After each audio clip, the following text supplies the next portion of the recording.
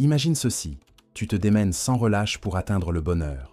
Tu dévores tous les ouvrages de développement personnel, appliques chaque conseil pour être plus productif, te pousses sans cesse à devenir meilleur, plus épanoui, plus performant. Pourtant, plus tu t'acharnes, plus le bonheur semble te filer entre les doigts.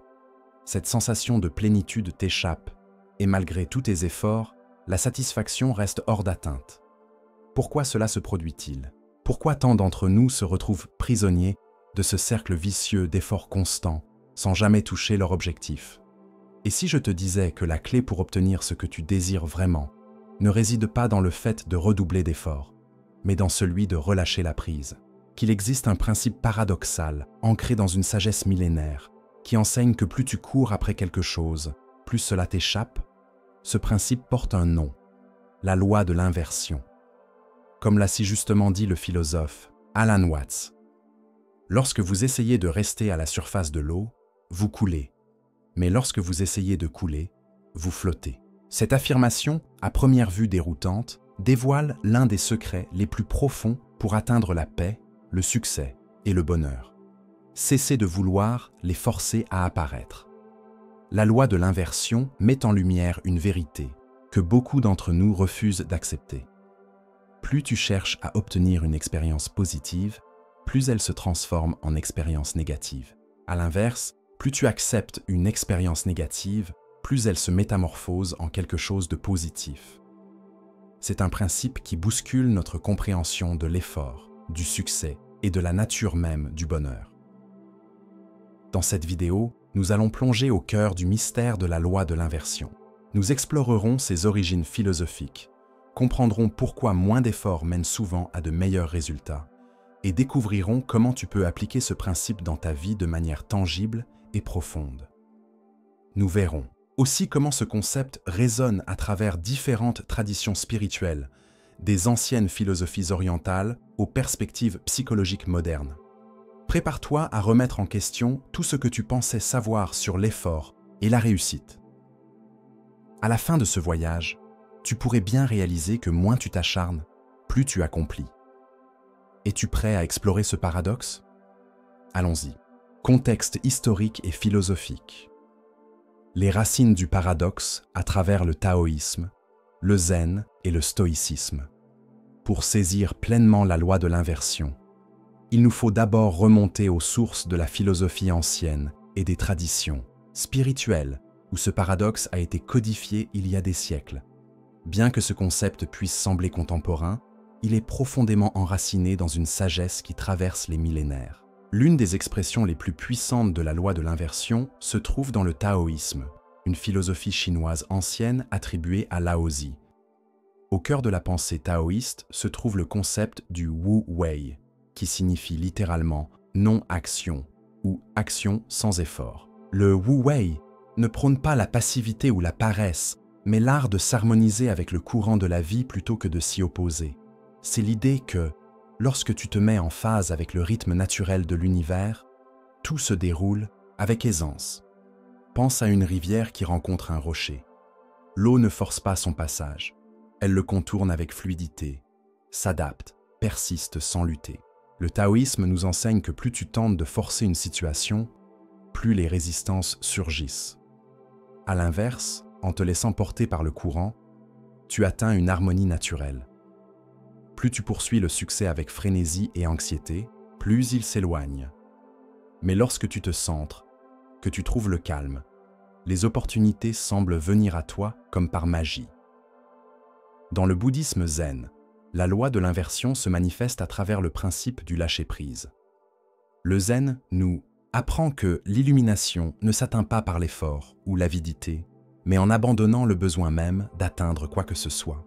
Une vieille histoire zen raconte qu'un maître dit à son disciple « Si tu cherches l'illumination, elle te fuira, cesse de la poursuivre, et elle viendra à toi. » Cela reflète une vérité spirituelle essentielle. Plus tu essaies de forcer la paix ou la clarté, plus elles deviennent insaisissables. La véritable compréhension émerge, non pas lorsque tu exiges des réponses, mais lorsque tu laisses le silence parler.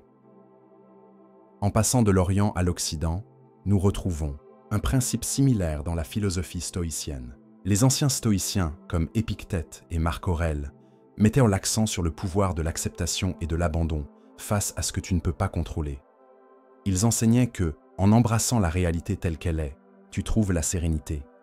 Selon le stoïcisme, résister aux épreuves ne fait qu'amplifier la souffrance. Mais en acceptant la douleur comme une part inévitable de l'expérience humaine, elle perd son emprise sur toi. Cela résonne avec la loi de l'inversion. Plus tu luttes contre l'inconfort, plus il devient insoutenable. Le philosophe d'Armagh, XXe siècle. Alan Watts, qui a brillamment fait le pont entre les pensées orientales et occidentales, a popularisé la loi de l'inversion à l'époque moderne. Il a observé que la culture occidentale, obsédée par le progrès et la performance, oublie souvent la sagesse qui consiste à faire moins pour obtenir plus. Watts expliquait que le bonheur poursuivi directement se transforme en anxiété, tandis que celui qui est approché indirectement, par l'acceptation et la présence, s'épanouit naturellement. Il comparait cela à la natation. Plus tu te débats dans l'eau, plus tu coules. Mais lorsque tu te détends et fais confiance à l'eau, tu flottes sans effort. La récurrence de la loi de l'inversion à travers ces différentes philosophies suggère une vérité universelle sur la nature humaine, que ce soit à travers le flux taoïste, le détachement zen ou l'acceptation stoïcienne. Toutes ces traditions reconnaissent que la quête obsessionnelle du contrôle engendre le chaos. Les anciens mystiques savaient que les expériences les plus profondes, la paix, l'amour, l'illumination, ne s'obtiennent pas par la force, mais par la capacité à se relâcher et à laisser les choses se produire naturellement. L'illusion du contrôle est un piège. Plus nous cherchons à tout saisir, plus nous perdons de vue l'essentiel. Explication principale. Partie 1. Pourquoi l'effort excessif crée des blocages? Pour comprendre véritablement la loi de l'inversion, il faut accepter un paradoxe fondamental. Plus tu t'acharnes à obtenir quelque chose, plus cela t'échappe. Ce principe peut sembler contre-intuitif, surtout dans un monde qui glorifie l'effort acharné et l'ambition sans limite. Mais explorons cette idée étape par étape pour comprendre pourquoi elle est si pertinente, à la lumière de la psychologie humaine et de la sagesse spirituelle. Imagine que tu essaies désespérément de t'endormir. Tu te tournes et te retournes. Dans ton lit, tu comptes les moutons. Tu fais tout pour forcer le sommeil à venir. Pourtant, plus tu t'efforces, plus tu restes éveillé. Pourquoi? La réponse réside dans ce qu'on appelle le paradoxe de l'intention. Le simple fait de vouloir dormir envoie un message à ton esprit. Tu es éveillé, tu es en lutte. Ton cerveau, réactif à cette intention, perçoit cet effort comme une confirmation de ton état d'éveil, générant ainsi tension et résistance. À l'inverse, pense à ces moments où tu t'es endormi sans le vouloir, en lisant un livre ou en laissant ton esprit divaguer. C'est précisément parce que tu as lâché prise que le sommeil t'a enveloppé. Voilà la loi de l'inversion en action. Plus tu cherches à obtenir quelque chose, plus tu renforces l'idée que tu ne l'as pas. La loi de l'inversion révèle une vérité psychologique plus profonde. L'illusion du contrôle. Nous croyons souvent que plus nous faisons d'efforts, plus nous maîtrisons une situation. Mais cette croyance crée un état de résistance qui bloque les résultats souhaités. Prenons l'exemple d'une relation où une personne cherche désespérément l'amour et l'attention de l'autre. Plus elle s'accroche, plus elle exige, plus l'autre se sent étouffé et s'éloigne.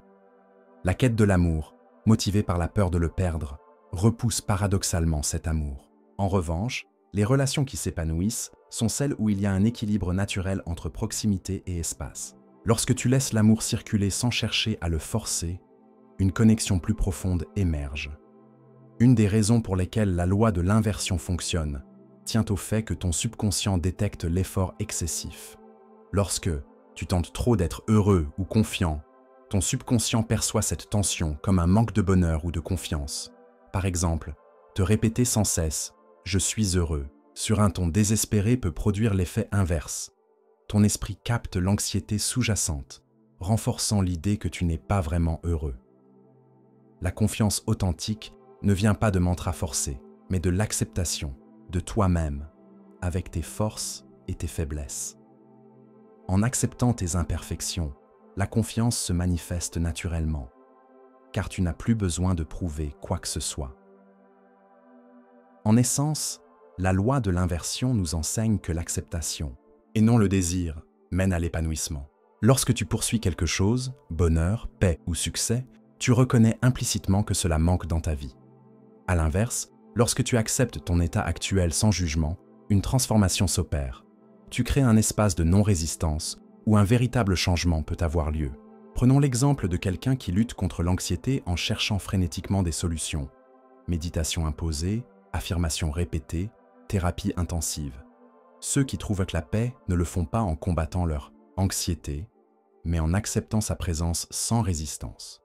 Cela ne signifie pas abandonner ou être passif.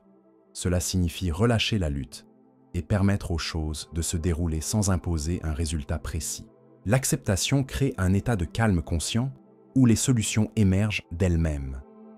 Pense au concept de flow, cet état où les gens donnent le meilleur d'eux-mêmes sans effort conscient. Qu'il s'agisse d'un artiste inspiré ou d'un athlète en pleine performance, le flow surgit lorsque l'effort s'efface. Dès que tu commences à trop réfléchir ou à forcer, cet état s'évanouit. Les athlètes parlent souvent d'être dans la zone, un espace où l'action devient intuitive, non calculée. La loi de l'inversion montre que, lorsque tu abandonnes le besoin de contrôler le résultat, tes capacités naturelles prennent le relais. Au lieu de forcer le succès, tu l'invites par la présence et l'acceptation. Explication principale. Partie 2. Les nuances entre action alignée et effort forcé. Maintenant que nous avons exploré les bases de la loi de l'inversion et compris pourquoi l'effort excessif peut être contre-productif, plongeons dans ces subtilités pour distinguer pourquoi certains types d'efforts fonctionnent, tandis que d'autres échouent. Il s'agit de passer de l'effort à l'action alignée. Pour intégrer la loi de l'inversion dans ta vie, tu dois apprendre à différencier l'effort de l'action alignée. Tous les efforts ne sont pas forcément contre-productifs. En réalité, un effort qui s'harmonise avec ton flux naturel, un effort intuitif et énergisant, conduit souvent au succès. Pense à la culture d'une plante. Tu ne forces pas une graine à pousser en tirant sur sa tige. Au contraire, tu prépares le sol, tu arroses et tu laisses le temps faire son œuvre. C'est ce qu'on appelle une action alignée. Soutenir la croissance sans imposer le résultat. À l'inverse, déterrer la graine chaque jour pour vérifier. Sa progression est contre-productif. De la même manière, dans la vie, lorsque tu surveilles constamment tes progrès ou forces chaque étape, tu entraves le processus naturel. Un des exemples les plus parlants de la loi de l'inversion est la quête du bonheur dans notre monde moderne, où le bonheur est presque devenu un produit à consommer. Nous tombons souvent dans le piège de le poursuivre activement.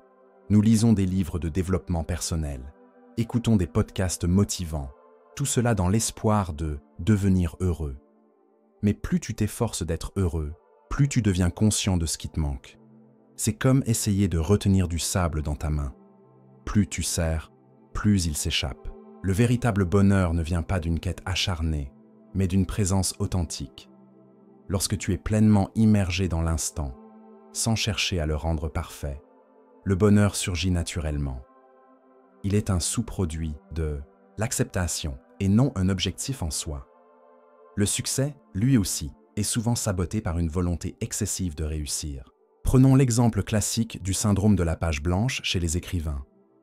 Plus un auteur s'acharne à trouver les mots, plus l'inspiration lui échappe.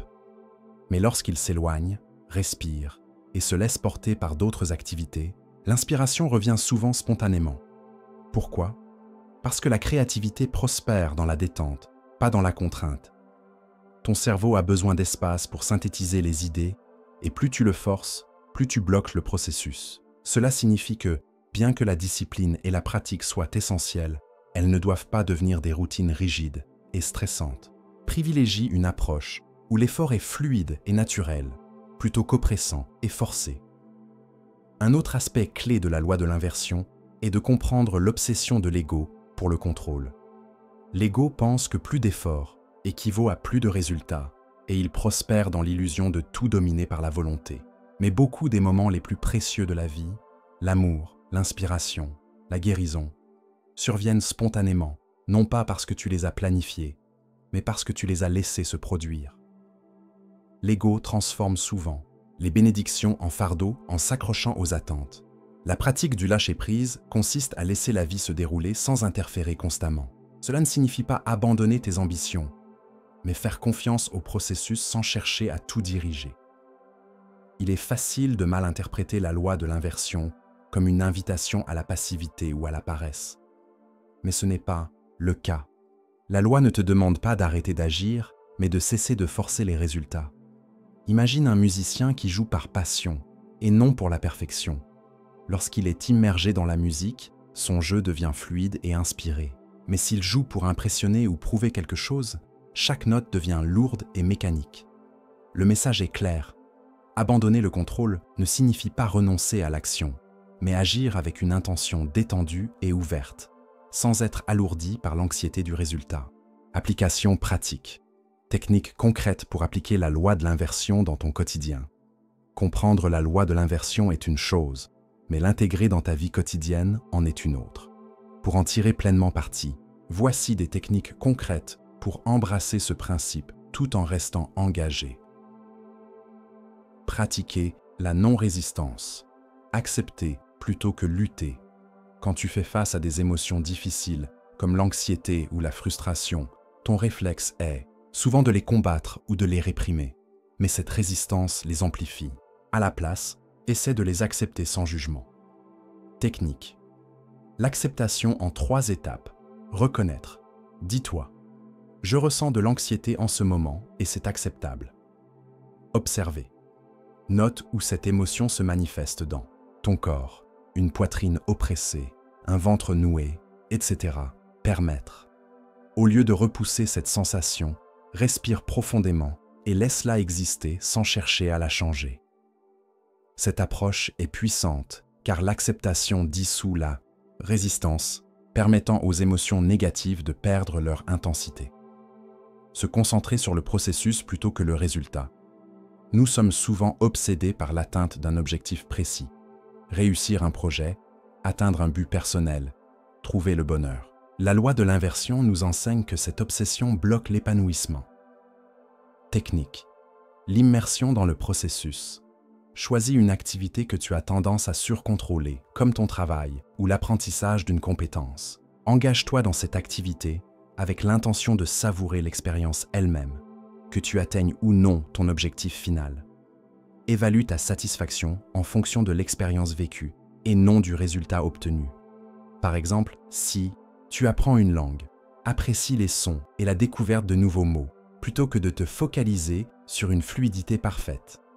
Appliquez le principe du Wu Wei, action sans effort. Le concept taoïste du Wu Wei nous apprend à agir sans force. Cela ne signifie pas cesser d'agir, mais arrêter de forcer les choses à se produire.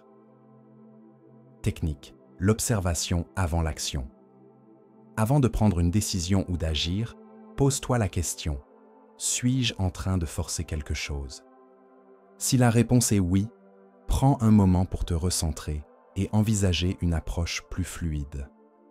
Privilégie les actions qui te semblent naturelles plutôt que celles motivées par l'inquiétude ou la peur de l'échec. L'idée est de remplacer l'effort acharné par une intention claire, ce qui permet aux solutions d'émerger plus naturellement. Cultiver la pleine conscience pour réduire la lutte intérieure. La pleine conscience est un outil clé pour vivre selon la loi de l'inversion. En restant ancré dans le moment présent, tu réduis la pression liée aux attentes futures ou aux regrets passés. Technique. La méditation de la présence. Assieds-toi confortablement et concentre-toi sur ta respiration. Lorsque des pensées liées à des objectifs ou à des soucis surgissent, accueille-les sans jugement, puis reviens doucement à ta respiration. Cet exercice simple désamorce l'anxiété liée aux résultats futurs, te permettant d'agir avec plus de clarté et moins de tension. Utilisez l'intention paradoxale pour réduire l'anxiété inspirée du psychiatre Viktor Frankl. Cette technique consiste à aller à l'encontre de ta peur pour la désamorcer. Par exemple, si tu as peur de rougir en public, essaie volontairement de forcer un rougissement. Technique. L'inversion de l'intention. Identifie une peur ou une anxiété spécifique, comme échouer lors d'une présentation. Au lieu d'éviter cette peur, décide de l'exagérer volontairement.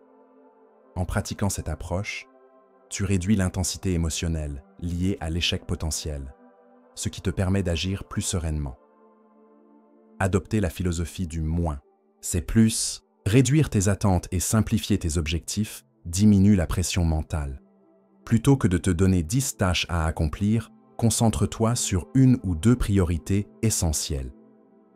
Technique, la réduction des priorités. Note tes 10 objectifs principaux, puis réduis cette liste aux 2 ou 3 les plus significatifs. Engage-toi pleinement dans ces priorités, en laissant de côté les tâches secondaires qui génèrent du stress. En diminuant ta charge mentale, tu crées un espace où l'action devient plus fluide et les résultats surviennent sans effort excessif. Conclusion. Inspirante. Un message puissant pour transformer ton approche de la vie. La loi de l'inversion remet en question une croyance profondément ancrée, celle selon laquelle le succès, le bonheur et l'épanouissement sont le fruit d'un effort acharné et d'un contrôle constant. Pourtant, comme nous l'avons exploré tout au long de cette vidéo, la réalité est souvent à l'opposé. Plus tu pousses, plus tu cherches à saisir, plus ce que tu désires t'échappe. La sagesse de cette loi nous enseigne que le lâcher-prise n'est pas un renoncement, mais une libération profonde. C'est un passage de la lutte contre la réalité à une acceptation fluide du présent. En te détendant dans l'instant, tu permets à la vie de t'apporter ce dont tu as besoin, sans forcer ni manipuler les circonstances.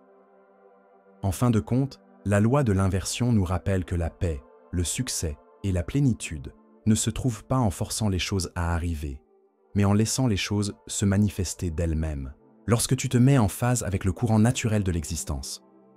Alors, prends un moment pour réfléchir. Où, dans ta vie, te battes-tu contre le courant? Que se passerait-il si tu relâchais cette tension et laissais les événements se déployer naturellement?